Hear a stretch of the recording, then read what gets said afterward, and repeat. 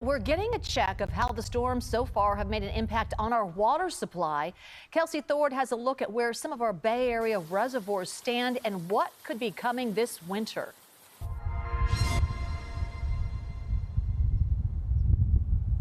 We are only a little over a month into the rainy season, but so far the water supply is off to a good start. The map you see behind me is where we're at so far this year.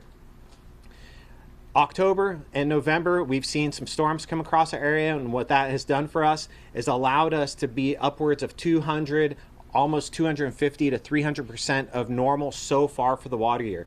Reservoirs across the bay are already at higher levels than last year. Lexington Reservoir in the South Bay is currently at 42.5% capacity. That's compared to 39% capacity this same time last year. In the East Bay, the San Pablo Reservoir is 64% full, which is 107% of normal for this time of year. And in the North Bay, the spillway at Lake Lagunitas is flowing again. Storage capacity there is at nearly 80%. Officials say the first half of this winter will bring us a La Nina weather pattern. The second half, the weather will settle into more normal conditions. Meteorologists say that could spell a very rainy season ahead. Last two times we've done this were winter 22 and 23. If you guys remember that was fun.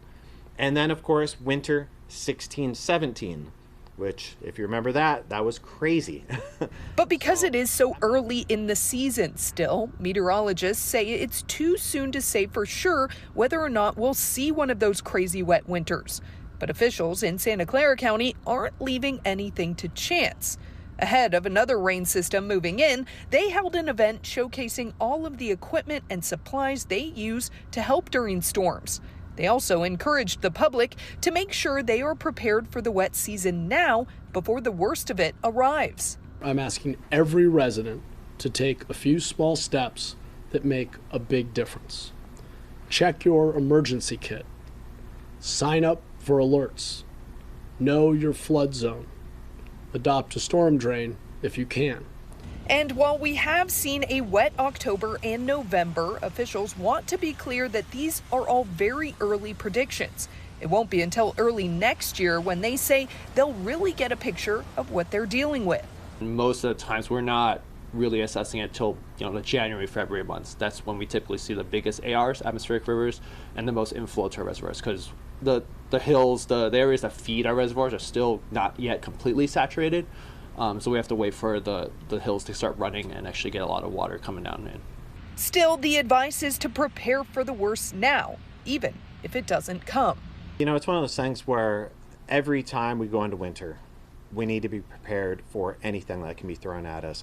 Because even in the driest and deepest of droughts that we're in, we can still get one whopper of an atmospheric river coming through and turn everything upside down.